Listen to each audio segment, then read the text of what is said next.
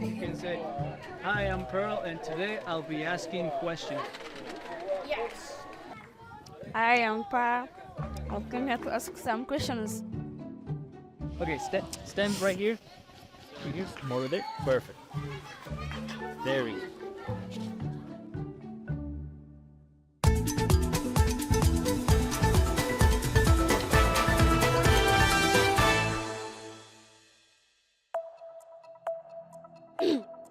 Reporting from River School once again, I'm here, I'm Pa. I came to ask some questions. How old are you? I am 12 years old. How many brothers and sisters do you have? I have 6 brothers and 1 sister. What is your favorite subject? I like science because it teaches us about human organisms and plants. What are living things? Living things are things which have life, like people like you, and animals and plants and others.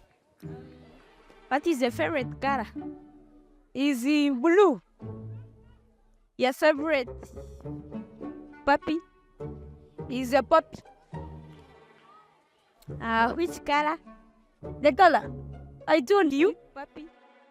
of the puppies. The color which is brown and white.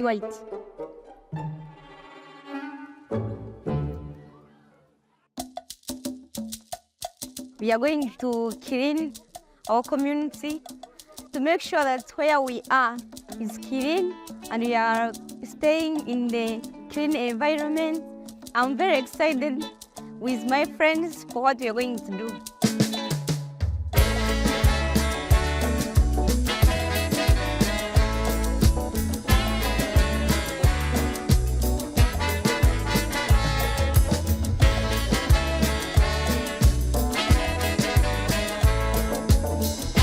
The example you have done with us, the DNA that is between you and us, is what we are here to multiply for this community of Nyahanga.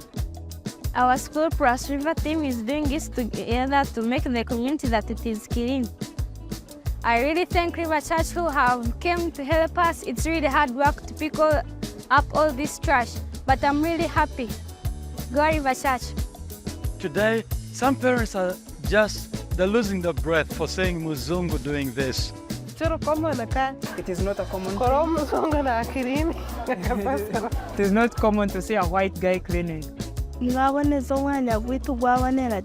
And you have cleaned our place and it has become clean.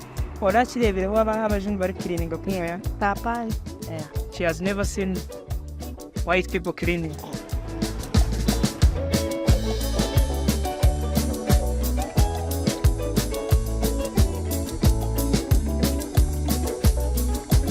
This going around and picking the filth, the dirt of town is affecting today and eternity. The school is doing good things for the community. I think now we have seen them cleaning the town. That's very good and we are really impressed. and we shall also copy from this and do as it has been done for us.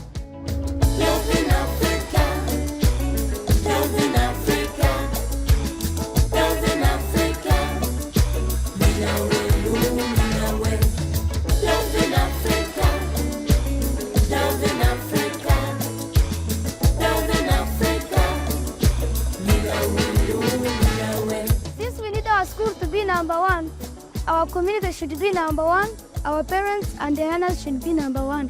Thank you.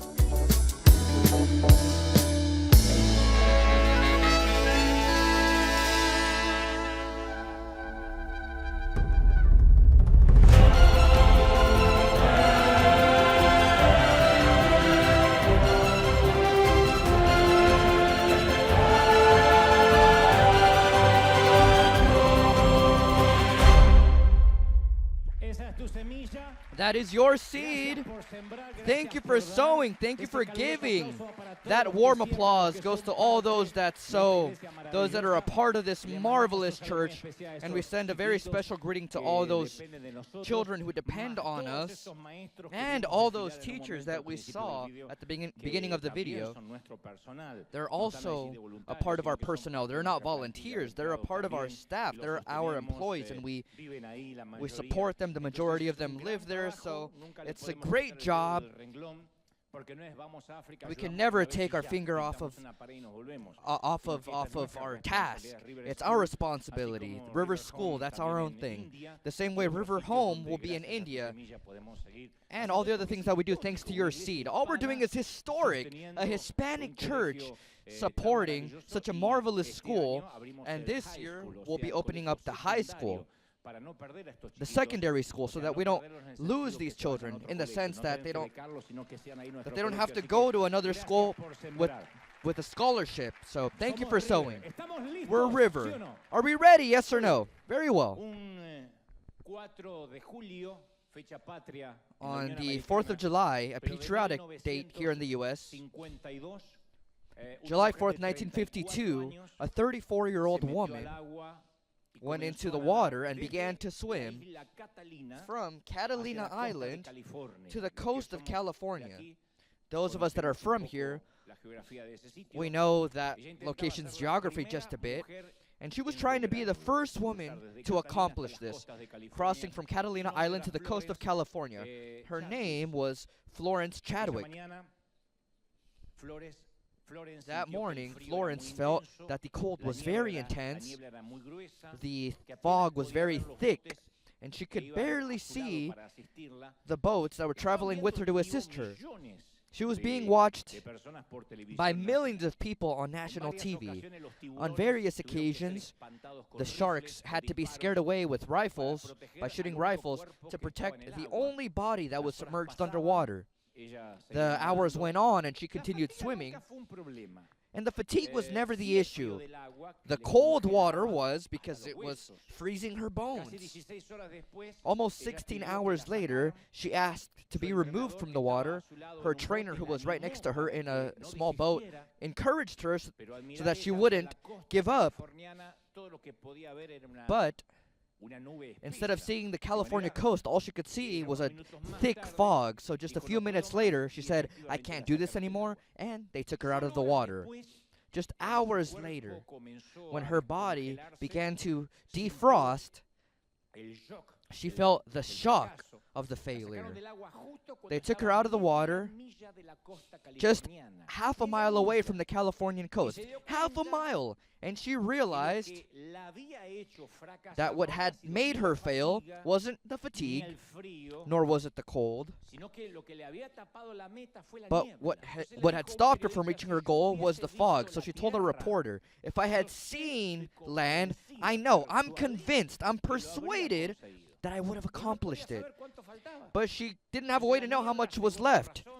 So the fog clouded her reason, her eyes, and her heart. If she had known how close she was, she could have persevered, but she lost perspective. Literally, she lost perspective and she drowned. So I say there are certain moments in life in which the fog arrives in one way or another, and we lose sight of the edge of our goal, of whatever we proposed. When the fog is thick, it's very easy to lose perspective. And sometimes we believe that things are worse than what they truly are. We give up, and then we blame the fog because we feel that we abandoned our task, that we gave up, that we let our arms down, that we gave in, and we allege, "Oh, well, I didn't have the intention of giving up, but life was unfair, and it made things impossible, it made it impossible to continue on." Or, "Well, I didn't want to give up my family, but after what my spouse did, I had no other option. I didn't have any other choice." Others say, "Well, I didn't want to give up on my dream of starting this business, but this current government is exterminating me. I either shut down or I don't know how I'll continue on." Or, "Well, I didn't want to give up congregating or coming to church, but My pastor doesn't even know who I am, and on top of it all, they never showed me the love that I'm looking for at that church, the love that I need. So sometimes we blame the fog when we give up, and in the middle of that difficult, painful circumstance, we lose faith. And that's the only reason as to why the majority of times we can't reach the edge. We don't see land. And that comes because none of us are friends of uncertainty. We weren't taught to walk towards uncertainty. We were told that whoever walks without a map or without having a goal is just improvisation, and we don't want to improvise. Without a GPS, we always tend to give up. So every time we start a journey in any area of our lives, we want to be sure that we know we'll get there. It happens when we get in the car. We trust that a satellite that's in outer space is speaking to a computer that's in our car, and the indications are coming step by step, turn by turn, always with enough anticipation. Otherwise, we get upset. And it's so easy that we don't even have to think about it. I know there are people here, like myself, who put on a GPS to get home, and they've been doing this for 30 years because they don't want to think about anything. A feminine, gentle, sensual woman voice with a Spanish accent says, "Please, shift over to the right lane and make a right at the next fork towards your final destination, which is on your left." Others have a guy voice for their GPS. I don't know. But in our lives, many times we have to maintain our course. And in fact, we have to do that even when we don't know where we're going. If only it were as easy as driving a car. And let's think about all those moments when we wanted to know more details about our life, to not have to stress, to know where we were headed, but we didn't have the details. Real life doesn't work this way. If only we had a forecast of life the way we have a forecast of weather, where we can see from what time to what time it'll be raining, when the sun will come out, when there will be winds. But real life doesn't work that way. It doesn't work that way in that heartbreaking moment where a couple, month after month, sees a negative sign on the pregnancy test while the chronological clock continues advancing. It doesn't work for the employee that works so hard, hour after hour, trying to get a raise. Year after year, they're still earning the same amount. They don't get a raise or a promotion. She's not seen. This doesn't work for those that went through 4 decades of life and are still waiting to find that very special person that just never arrives. So no satellite can tell us where we should turn in the situations that truly matter in life. And without a doubt, the roads in life are sometimes very stony and rocky, confusing. Live long enough and you'll realize that sometimes the roads are longer than when you were making plans. You thought they would be shorter, but we realized they're not. And what's worse is that many of these paths, and I'm talking about life, many of these paths are not well made. And in many cases, we're like this swimmer, Florence. We don't know how much is left, and we continue on blindly. As I was preparing this message, I was looking for biblical references in relation to the topic of racing or marathons. And I was surprised to see how many times races and marathons are mentioned in Scripture.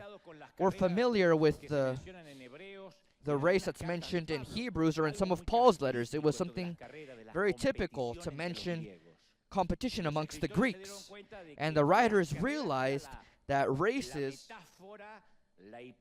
were the metaphors, the perfect hyperbole, because the principal objective in life is to always get to a determined goal, a determined finish line. And races demand preparation, discipline, effort, training, special diet. And of course, there is a reward that awaits those that run the race well.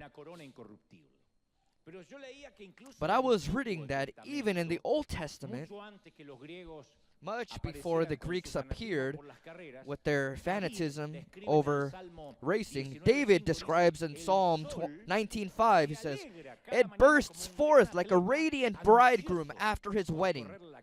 It rejoices like a great athlete eager to run the race." And then Samuel tells us that the kings boasted about their power by putting soldiers to run in front of the horses. They were runners that were quicker than the riders, in fact. And in Ecclesiastes, Solomon tells us that the race isn't always won by the fastest runner. And Solomon said this long before Jose Alfredo Jimenez composed The King. And he made it, and it was made famous by Luis Miguel. Before that song became famous. The race isn't for the fastest.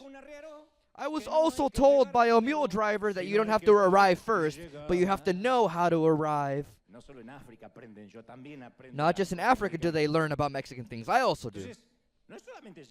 So it's not just about arriving first. You have to know how to get there, like the song says. And I've told you on many occasions that while I was going through high school, Werner von Siemens in Argentina, we would compete in many different disciplines. We would compete in sports against other students from other schools, like the Ford School, the automotive school, or Flandria. It was a cotton factory in Argentina. And I remember signing up for something called the relay race. And I was always thin. Amongst the few virtues that I've always had, I was always skinny. I can't remember myself being swollen. So since I was always a featherweight, I assumed that my genetics would exempt me from training. So I ignored the trainer when he said, "Oh, prepare for the race. Build up your resistance." I assumed that I could run fast and that I knew how. So while my classmates trained all week, I was resting with the logic of, all I have to do is race, all I have to do is run, hold the baton, and pass it to one of my teammates. It can't be so difficult. I've run more than that in all my childhood trying to escape a slap from my mom. So the great day came, and I was the second leg of the relay. I was 300 meters away from the finish line. It was a 400-meter race. I was ready to receive the baton from my teammate. While on the parallel lane, they were doing the same, all of our opponents, our rival team.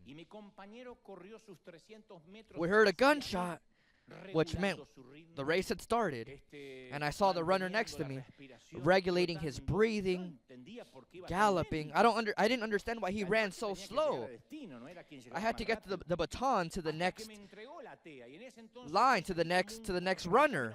So I ran out like a demonized roadrunner. And now I had to run 300 of my own meters, but I didn't calculate my resistance, my stamina. I didn't regulate my breathing. I didn't regulate my speed. And so I immediately began to feel a strong pain in my groin. I didn't even know that I had a groin until that day. No, really.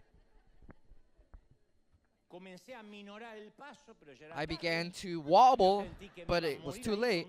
I thought that I was going to die by an attack of groinitis right there on the track. So I made a decision. It was selfish, it was whimsical, but it's what appeared most wise at that moment. I sat down on the track with the baton in my hand until the pain went away. And from the stands, the whole school began to shout at me, "Get up, continue the race." But I couldn't move. I had a pain that was killing me. So after 100 meters, I had run 100, I still needed 200. I sat down on the track with my baton. Legend says that my teammate that was waiting for me 300 meters ahead was still waiting for me there. He's still waiting for me there right now. He's waiting for me to arrive. Hey, go home. I don't think I'll make it, my friend. It's been more than 40 years. I'm not going to make it. So you have to know how to get there. That's what it means to run. And life is a marathon where you have to know how to arrive. But when we begin, it's always with impetus, with spirit, with vehemence, with fieriness, ardor, spirit, vigor, vitality, outburst, until the pain appears in your groin. And at one point, the challenge of running our race is reduced to the following. If we're going to give up, and if we're going to sit on the track, or we're going to continue on with pain, without pain, it doesn't matter. Like we're reminded in Ecclesiastes, faith on its own is not a guarantee. The race isn't just for the fast, nor is the battle just for the strongest. Those that tend to win are not those that start first, but those that deny themselves of giving up. Those that say, I'm going to continue, however. So the writer of the Hebrews invites us to run with perseverance. Man, does that word escape between our fingers like wet sand. Perseverance. The race that we had ahead of us. You know, I could have said, run it quickly, or make sure that you leave your rivals way behind you. No, but he says, perseverance. The Greek word for race is agon. Agon, the way it sounds. That's where our famous word comes from. Agony. So the word indicates that the race that we have ahead of us in life is a race that's a sign that isn't fun. It's not fun all the time. Life isn't a tourist trip. Having kids isn't it. Getting married isn't it. Being boyfriends and girlfriend isn't it. Traveling through the world, having vacations, none of that is necessarily always fun 100% of the time. Life isn't a walk on the beach. It's running until your side hurts, until your lungs burn, until our muscles begin to cramp up, get stiff. But you have to continue. Mothers know this. What would you have given when you were a young mother? Let's not talk about those that have been mothers at an older age, but when you were 20-something years old and you had to be a new mother that was very young with all your life ahead of you, what would you have given to have a 2-year break? Right? Not just leaving the baby for 20 minutes to go pee in peace. But what about 2 years? Hey, can you take care of him for 2 years? Hey, I'll come back for him in 2 years, neighbor. I need to have a little bit of fun. No, it was all about continuing on and on and on. The men that had to go out and provide for their homes, to support their family, because you had to buy diapers and you had to buy groceries and be a provider. You have to continue on and on and on. I was recently reading a statistic that tells us that 70%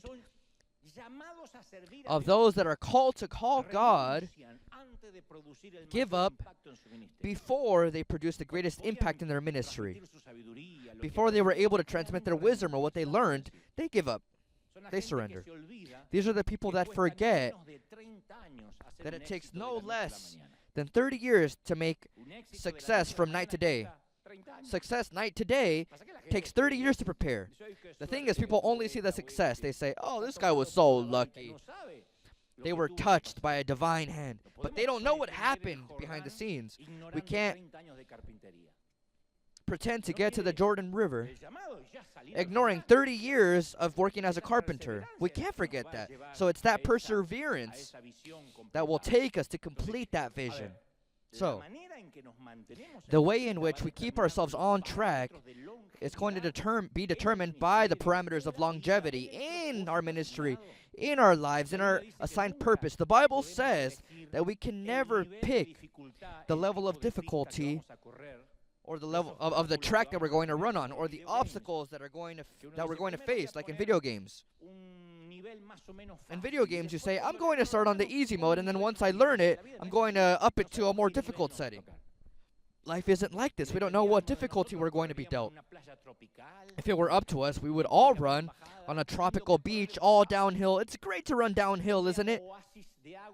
We would put oasis of water all over the track. We would put on headphones with whatever band you want. When I lived in Miami, I would ride my bike almost every day, almost every evening for hours, because it was all flatlands. As soon as I got to California, I went out to ride my bike in the hills, and I came back half an hour later with my bike in one hand and my lung in the other. I hung up my bike, and I swore I would never go out again. Either they remove the mountain and the hills, or I won't go out again. So sometimes we wait for life to be a fun race that's pleasant because we say, well, in the end, we're running with Jesus, right? But let's not forget that for some, the end of the race is to avoid the fatigue, the obstacles, the sweat. But you can't. Those steep hills in life are a part of the plan. I like to ask people wherever I go what things they would change in their lives if they could. It's a question that I tend to ask during the conference as well. What things would they change in their lives if they could change one thing or a pair of things? And the answers that I hear always have the tenor of fatigue, of anxiety, of a burden. My son is losing a battle against cancer, and we're very upset with God. We can't understand why God allowed this. We've been married for less than 5 years, yet we both feel like throwing in the towel. We don't know why we got into this. She's been sick for years. The doctors can't diagnose her, and the only thing we know is that each day she gets worse. We love our son who has a disability. We love him the way he was born. But sometimes we're so overwhelmed, so discouraged to know that we're not going to enjoy the normal that other families enjoy. Others say, I feel invisible. Women say, I feel invisible to my husband or to my children. Or she sees a future of debts that never end. He can't leave his depression. She can't find a job. He's sure that nobody will love him. I can continue on, but we all have our own stories. And many people, after years of their Christian pilgrimage, no matter what their spiritual size is, no matter what they do, they get to that point, that breaking point, where they don't find the strength, they don't find the desire or energy to continue on, and they say, I've come this far, and they sit down on the track with a baton in hand. This happens to teachers, professionals, clerics. We all get to a point in our lives where we want to give up, and those that say, it never happened to me, well, it's because you haven't lived yet. Live long enough and you'll get to a point where you'll want to give up in any area of your life. The exact moment, GPS would say, at the exact moment in which we lose sight of the coast, the moment in which we lose sight of the purpose as to why we even enrolled in this race. It happens in marriages, it happens when we decide to be parents, it happens when we say yes to a call from God. At one point we lose sight of the coast and we ask, does this even make sense, what I'm doing? I don't know if you've ever tried to build a puzzle without the picture on the box, because on the box you can see how the end product will look. If it's a cat, if it's a paradise, if it's a mother-in-law running away, but there's always a picture. When I was a child at home, we had many puzzles at home, for rainy days especially. Except somebody had the genius idea of throwing away all the boxes because they took up too much room. So they were in plastic bags, all the puzzles. And we didn't know if these pieces corresponded to this puzzle or to the other one. We didn't know if they mixed. So I would say, well, I'm going to assemble something. And I would assemble the easier puzzles, but I would get frustrated because I had no model to compare it to. So I would throw everything back into the plastic bag. So it's easy to give up when we have a couple of pieces, but we don't have the final complete image to compare to. The final complete image is the guide to get through the entire process. It shows us where we're going. If only those that went through university could have an image of the diploma. They have it in their imagination, but imagine if somebody went into the future and brought back a diploma to the present time, saying, here's what you're going to earn. Here's the certificate of so much sacrifice. This is the business that you're going to start when you finish your school. If you could just see the results. It gives us the certainty that everything is going to link together and it'll all make sense. The author of the Hebrews describes it in the following way. He says, Faith is the guarantee, I guarantee you, that whatever you're waiting for will pass, will come. That's what faith is, the guarantee, the picture, the certainty. That's security of what cannot be seen yet. The certainty of what you're not seeing yet. That's what a cook does. They have the certainty that by mixing all these correct ingredients, they'll make a good plate. They can't cook without faith. It's the certainty of what they expect. Faith is a tool that makes us see what we still can't naturally see. So by definition, faith is the trust that we use to continue believing that all the pieces in our lives will fit in one way or another, even if we don't have the final image to show us the model. Because maybe there are people here that say, I can't imagine anything in my future. I just see chaos. I don't know how this will end well. If only I had the box the puzzle came in to see. Well, faith is not needing that box. It's saying, I don't know how it's going to fit in, but a picture will come from this. It's believing that God has a purpose, even if the fog doesn't allow me to see the coast today. Still going to the coast, even if you don't see it, to say, I think it's over there. We don't see it, but we trust in that coast. I'm going to tell you something interesting. Here at River, we have a team of pastors, very good, very effective, and they tend to visit our members that are hospitalized. If we find out that somebody's hospitalized, somebody from our pastoral group goes to visit you. But let me tell you something. You don't want to see me in your hospital room, because for reasons of time, we've decided to delegate many responsibilities. And if I go visit someone in the hospital, it's because the situation demands it, or it's a very serious scenario. So the pastors in our team do a great job. They know that if the situation is too serious, they say, hey, can you come? I think you should come. So this is what I want you to know. If you go in for a minor surgery, maybe like a liposuction for your abdominals, or if you get a hair transplant, when you wake up from the anesthesia, if I'm next to your bed, don't be happy. It's not good news. I didn't go check out how your hair turned out or how your tummy went away. No, I'm there because something terrible happened during your liposuction. Maybe some of the fat in your body went to your brain. Maybe they transplanted hair somewhere they shouldn't have.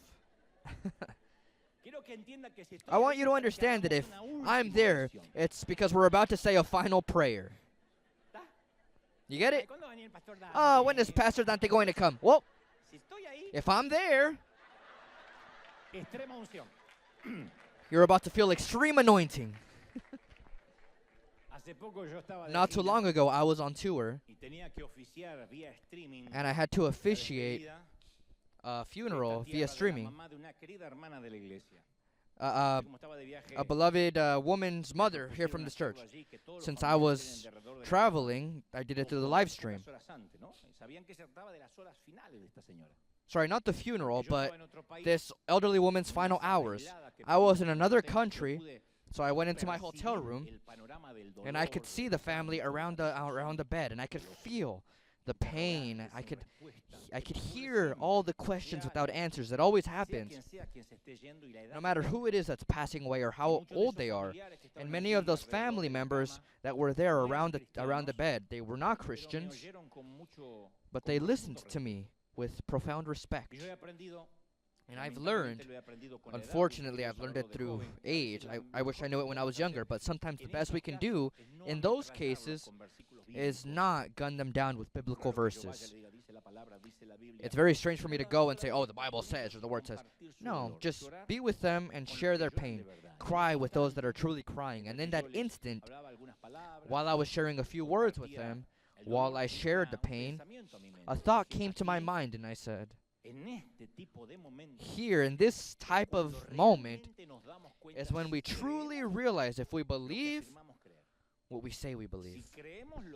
If we believe what we preach, in those moments, there in the hallways of a hospital, or around the bed of a dying person, or standing on the grass of a cemetery, when we have to trust that the final image, the complete image, exists somewhere, even if we never see it on this side of the sun. And sometimes life leaves us with a few pieces in our hands that don't even make up a puzzle. But let's not just talk about death. But let's talk about a rejected school application, a college application, or not getting a call back from that job interview, even if they promised you, or another relationship that doesn't end in marriage, another medical checkup with a negative diagnosis. The exact moment in which the fog takes away our vision from the coast, that's where you, for the first time, redefine the significance of your faith. If we don't redefine what our faith is, then we're going to give up half a mile away from the edge. The faith that gives us the trust to continue believing and the courage to not give up is not faith in circumstances. It's not, oh, I have faith that they'll get out of that bed, or I have faith that they'll be healed. No, sometimes we need faith in God's character, in God's sovereignty. He knows what He's doing. There's a faith that sets us free, that blessed faith, and there's a faith that binds us. But they're both faith. Sometimes faith heals, of course it does. Sometimes faith pays debts. But other times, it gives us something more precious, the strength to deal with those days where we don't find the healing, or when we're not sure of how we're going to pay our debts on Monday, yet the faith is there. Sometimes you can see faith in a hospital waiting room with the wife on her knees praying for her husband that went into the operating room to have a tumor removed. And the doctor comes out and says, "Woman, or miss, there is no tumor." "What do you mean there's no tumor?" "Well, we opened him up and there's nothing there. We don't know what happened. It's not there. It doesn't coincide with the x-rays. We just can't explain it. It's a miracle." That's sometimes how we see faith. We've heard it. But other times as well, faith is with a wife at a cemetery, seeing how the coffin of her beloved descends underground, and she has to have faith to learn to live with this new normal. I know I wasn't going to hear many amens, but it's the truth. I've seen both examples, and God was present with each one of those people. There are parents here that prayed with faith and their children were set free, but I've also seen parents that I had to help officiate the funerals for their children. Yet faith supported them.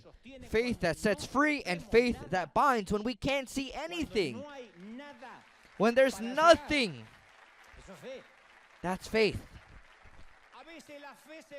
Sometimes faith can be seen in a missionary that decides to leave his comfort to go and take the message to a distant village, and something happens, something similar to what we saw in Uganda. A revival breaks out. And sometimes faith can also be seen in the life of another missionary that leaves his comfort. He goes to a similar village, and they don't let him preach, and they threaten him. And he spends 20 years there without converting anyone to Christ. So why does he stay? Because of faith. Sometimes faith can be seen when someone goes to the office and they tell their manager, "You know what, I'm not going to lie to a customer. I'm not going to scam them. Forgive me, because it goes against my convictions." And they take that risk, and they end up with a promotion. They say, "Gentlemen, whoa, what a lesson in life." Other times, that same faith will land you on the street with no job. "Oh, you don't want to lie? All right, get out of here." Faith can be seen in a marriage that rebuilds itself, or for some reason in a divorce in which these two have to learn to live in this new normal and process it. Both need faith. It's not that one fell from faith and the other one now has more faith. No, our faith is placed in God and in that final frame that we may not see in its entirety on this side of eternity. Our ancestors died without knowing that a Messiah would come, the people from the Old Testament. Yet they died with the hopes that it would happen, but they didn't see it. So when we measure our faith in the spiritual field and what's visible, it's not faith. It's either Mary Kay, Amway, or Herbalife, but it's not faith. Now I included another one so Herbalife isn't so alone. True faith continues believing even when the puzzle pieces don't seem to fit in. But that faith holds you up. I don't understand, but I'm going to continue on. I don't know what God is doing with all this, but He doesn't have to explain His purposes to me. But I believe. If not, why do we sing Sovereign God? Sovereign God means God, the King. This isn't a republic, it's a kingdom. He isn't an elected president that was voted in by democracy. No, He's a King of kings and Lord of lords. He does what He wants, and no one can ask Him about what He's doing. So, the point is that traditionally, it is believed that the condemnation and execution of the Apostle Paul occurred under the reign of Emperor Nero, a dog name, but or a pizzeria, but this was the name of a great emperor. That's when Paul was decapitated and relieved of his functions for the kingdom. It is believed that his remains are stored in St. Paul's Basilica. There's no proof, there's no way to verify that his remains are there. This is outside of Rome. But now imagine Paul spending his last moments here on earth, writing the last thoughts that would model the era of Christianity just as we know it today.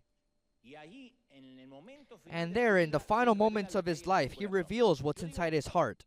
I say that you reveal your heart when you're at the gate of death, when you're at the door of death. Yesterday I had an interview, and I was telling the reporter, nobody dies as an atheist, and she said, are you sure? They even put it in the caption because it surprised her.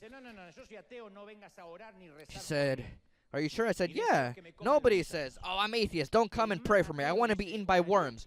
Even the biggest atheist says, hey, can you pray just in case? When they're going down that final tunnel, everyone asks for a prayer. Nobody dies an atheist under fire, because that's where you have no intimidation, no fear to anything or anyone on this side of eternity.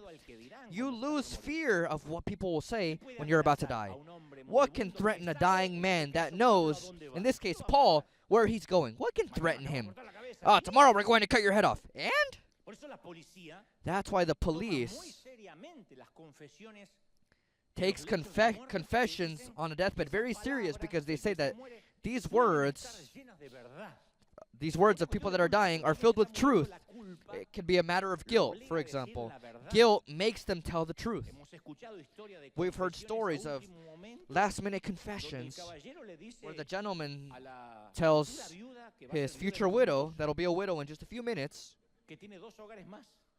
that he has 2 other families, to not be surprised when the other 2 families come to his funeral.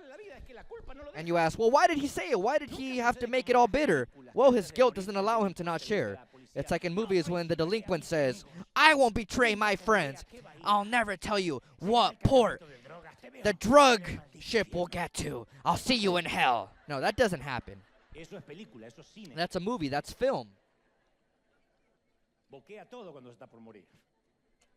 He lets everything out once he's finally dying.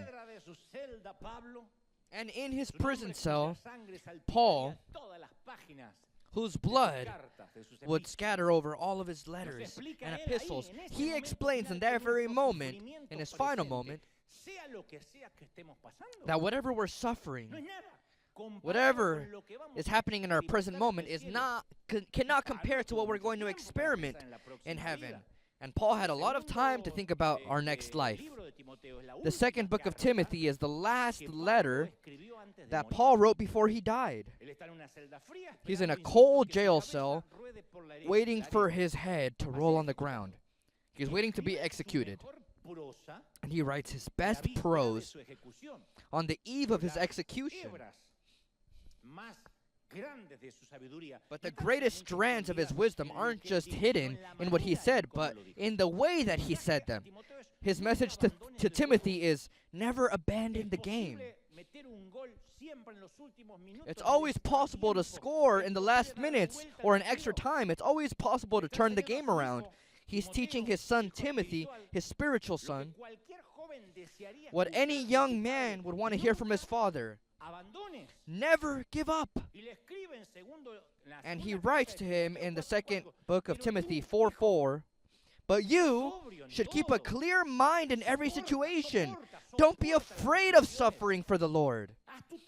Work at telling others the good news and fully carry out the ministry God has given you. As for me, my life has already been poured out as an offering to God. The time of my death is near. He said, the time of my death is near. I have fought the good fight. I have finished the race. And I have remained faithful. I didn't lose it. I didn't lose my faith. And now the prize awaits me, the crown of righteousness, which the Lord, the righteous judge, will give me on the day of his return. And the prize is not just for me, but for all who eagerly look forward to his appearing. Marvelous words from Paul, right? So when the curtain begins to close on his life, Paul scribbles the last phrases of wisdom that are going to shake the world.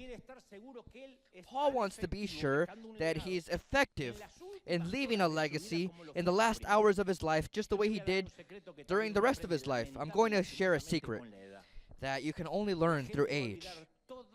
People are going to forget all the good that we've done because of one bad thing we do at the end of our lives. That's how we are. Think about a soccer player from your team. Let's not mention Messi so you're not offended.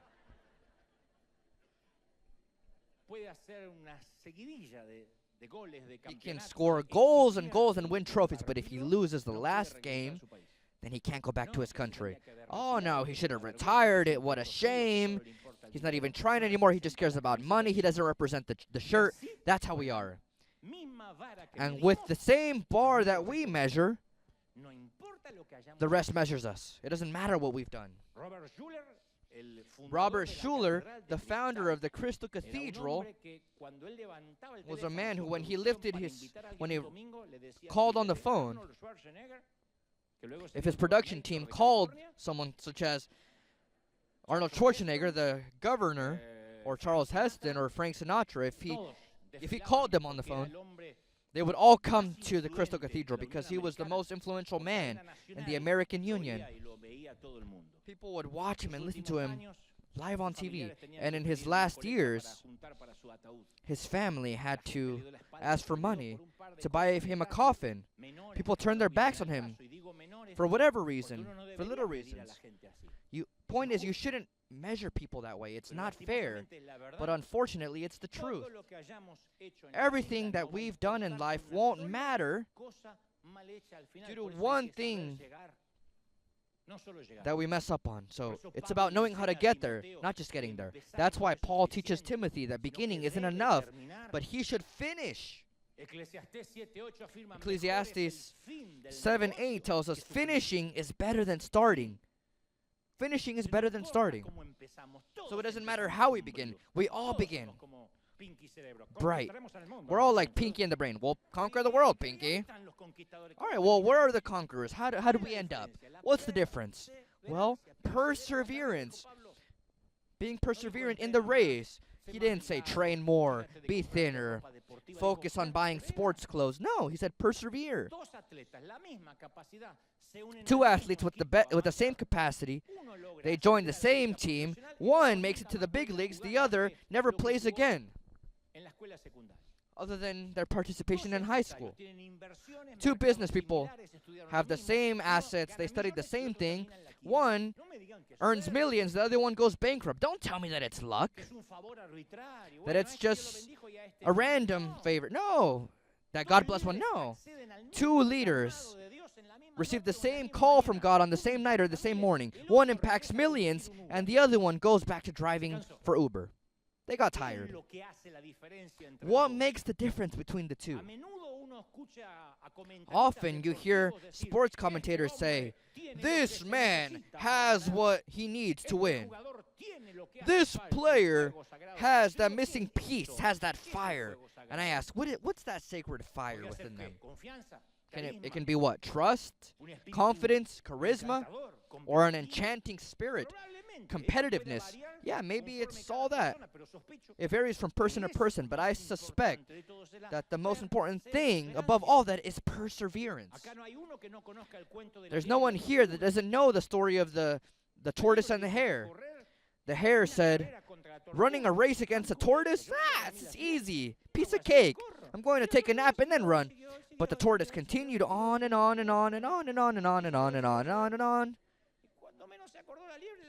And then when the hare woke up, the tortoise had already won the race. Perseverance, determination, tenacity, discipline. Like my friend Jokoi Kenji says, discipline sooner or later defeats intelligence. Always. Discipline defeats intelligence, he says. He's half Colombian, half Japanese. He says, Japanese people aren't more intelligent than Hispanics, but they are more disciplined. He shares marvelous things. He says, when a Japanese person sets a meeting at this time, then it's at that time, not a little bit later. He says that the first time a Hispanic person set a meeting with him to talk about business at a cafe, they had agreed upon 8 a.m. And at 8 a.m., Jokoi was there. And he saw the clock. It was 8:15, 8:20. And he called the person, and the Hispanic asked, hey, are you there already? And Jokoi says, yes, where are you? And then the Hispanic man said, yeah, I'm on my way. I'm almost there. And that, in our terms, can mean I'm still in bed, or just got out of the shower, or I'm stuck in traffic. So he arrived an hour and a half later without saying I'm sorry. And then Jokoi calls again and says, hey, you remember we had a meeting for 8 a.m. And then the Hispanic man said, well, I'm about to fall on you right now. So he looked up. But that's what he uses to explain. Discipline is the self-regulation of your behavior. That's why there are people that are condemned to be employees. Because if they're not told what time to come in and what time to leave, then the lice eat them up. The fleas eat them up. If they're not told, oh, this is the time for lunch, this is the time to clock out, it's because these people don't have self-discipline. I always tend to say that no one can demand more discipline than what I demand of myself.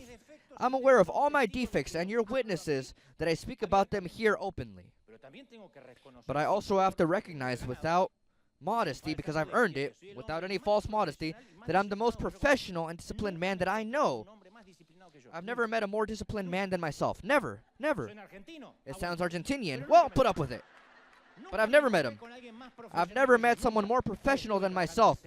And I worked for CNN, and I worked in TV my whole life, but I've never met somebody that arrived earlier than myself or that left later than myself. I never got to a TV studio without learning my script, without learning the life of the guest. Always. And I've never stood here without preparing myself. Never.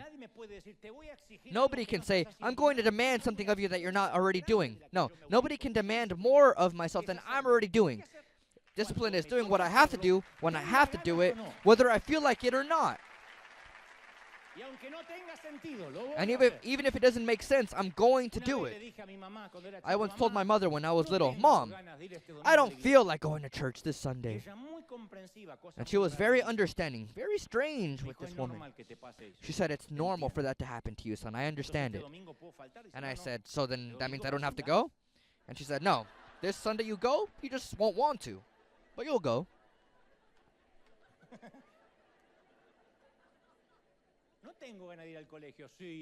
I don't feel like going to school. Yeah, well, the same thing used to happen to me, son. So then what? Well, then you'll go to school with no desire. You'll work with no desire. You'll serve God with no desire. There are days where I feel like serving God with desire, but there are other days where I just don't feel like it.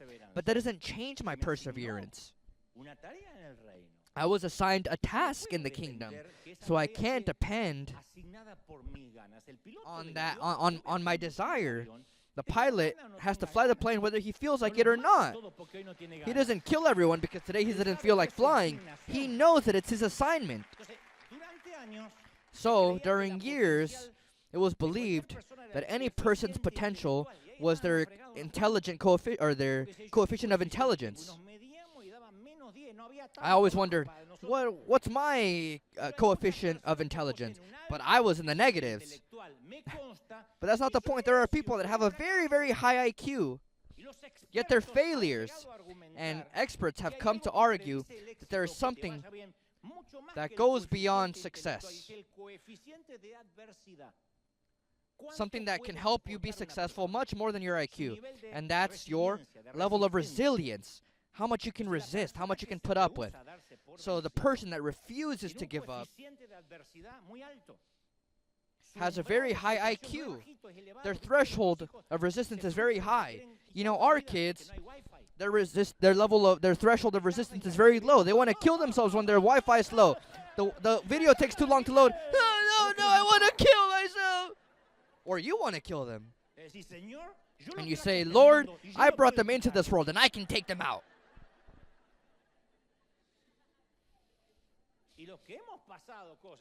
And those of us that have gone through things, I haven't gone through cancer in my own life like others, and so I respect them, but their level of adversity, their threshold for adversity is very high. So when the enemy comes to try and knock them off their horse, they say, really, Satan? That's all you got? Really? I was expecting more. And there are leaders that have the heart and the mind to lead, but they don't have the shoulders to hold that weight.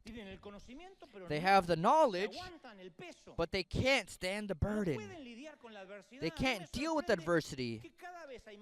It surprises me that there are more and more leaders that I know that become depressed. And I say, hey, you're not at the church anymore? And they say, no, I'm taking a sabbatical. Well, why are you taking a break? I'm under too much pressure. But what about the people? The people on the ship, on the Titanic, they're going to look for the captain, but he's no longer on the ship. The good news is that if we can't do much to improve our IQ, we can do a lot to drastically increase our coefficient against adversity. With God, we can strengthen and develop our ability to put up with adversity and to persevere. Someone has to say amen.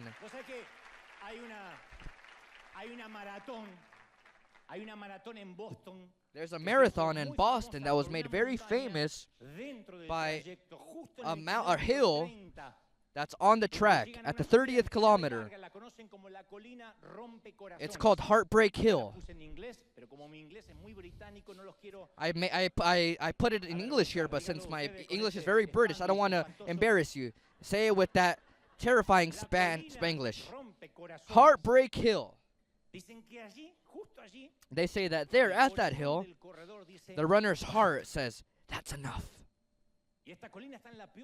And this hill is at the worst point of the track, because just as the runner begins to store away energy to finish the race, they face this hill. And experts say that this is the wall that many runners crash against. It's when the body goes through all of its reserves of glycogen, so the muscles absorb lactic acid. When lactic acid replaces glycogen, it's a terrible example, but for you to understand it in a simple way, it's when you have a car with gasoline and you switch it to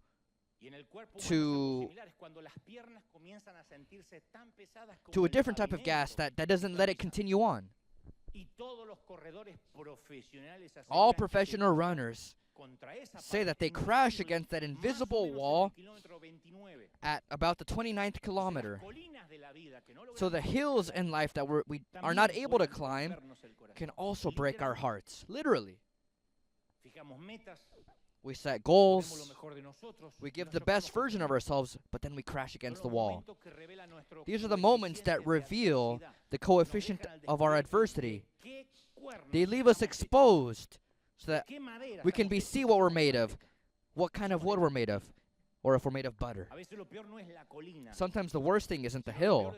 Sometimes the worst thing is discovering that we don't have the resistance to get by it. And Paul describes continually the challenges of these moments. The Corinthians are running a race. The journey is filled with hills, steep, long hills and mountains. And Paul explains to them that the only way to get through that wall is by the power of God. In the second letter of Corinthians, chapter 4, verse 8, he says, "We are pressed on every side by troubles, but we are not crushed. We are perplexed, but not driven to despair. We are hunted down, yes, but never abandoned by God. We get knocked down, but we are not destroyed." Someone has to celebrate these words. We get knocked down, but we are not destroyed. In more simple terms, you're going to crash your face on the canvas more than once, but in one way or another, you're going to get back up and you're going to continue on. So Paul tells the Christians, that's how we are. That's what we're made of. We're those that get up when we get knocked down. And not until we hear the bell, in the ring, we're going to continue fighting that battle. So to run the race with perseverance, we have to have a challenging, unbreakable spirit that robustly denies to put a period where God is placing a comma. It's not a final period. Proverbs 24:16 says, "The godly may trip 7 times, but they will get up again." It's not saying that that's the maximum amount. It's just saying that it could have said, the godly may trip 50 times, but they'll get up 50 times. But one disaster is enough to overthrow the wicked. It means, does this mean that it exempts Christians from calamities? No. It's just that calamities don't knock us down and keep us there. What gave Paul the strength to get back up? Why would he get up every time he got knocked down? Well, 2 Corinthians explains what motivated him his whole life. He says, "My love for Christ, Christ's love, controls our lives." And I felt very tired, very overwhelmed many times in life, like all of you. It's impossible for me to remember a time in these last 36 years of service in which I didn't have to face discouragement. What obligates me to continue on? Well, if I'm being honest, sometimes it was guilt. That was my gas. It was a corrosive combustible, of course. Because I know what I said, what I thought, what I did. I know the mistakes in my past. I know the mistakes I continue committing, and so I feel that I have continued on this journey to compensate for so much foolishness. So many mistakes, so many errors. So I say, well, out of guilt, I'll continue on. It's the least I can do for God for what He did for me. But in the end, that same guilt ends up toppling me. Guilt never helped me get back up. Sometimes I've allowed fear to be that gasoline. I do the right things for the wrong reasons. I feel obliged to continuing on this race because of what others might say. They'll say that I abandoned it. I don't want them to kill me on social media. They'll say I failed, or fear of hell. So that fear follows me, so I begin to run the race. But I'm so focused on what's chasing behind me that I lose notion and I lose sight of the edge of where I'm headed, and I don't see the goal, and so I sit down on the track. Paul says, not fear, not guilt. God's love, Christ's love should be your gasoline. Your love for Christ should be so passionate that it can't stop you. You can't stop, you won't stop. Even when you have every reason to do so. It's the certainty of what we await. It's the conviction of what we don't see. So the challenge is to maintain your faith when all we can see before us is a heartbreak hill. I want you to think about specific moments in your life. Come on, really. Some might say, oh, well, I don't have that bravery that you mentioned. No, come on. Wasn't your life a product of perseverance to get to that victory? How many times did you feel like giving up and you didn't do it? So you're here. And today you're celebrating it because you didn't give up. You didn't surrender. You didn't give in.